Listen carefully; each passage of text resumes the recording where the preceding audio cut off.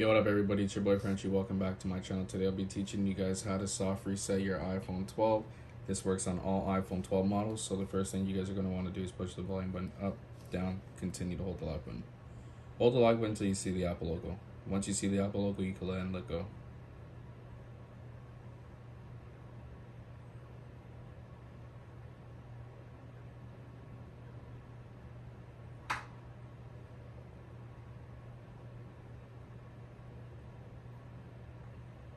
Oh shoot, I was holding for way too long. You see, so once you hold that long, the phone just turns back off, but now it's turning back on again.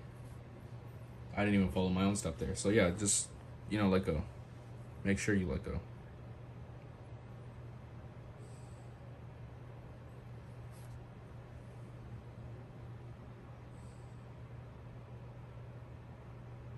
And there you guys go, your phone has been soft resetted.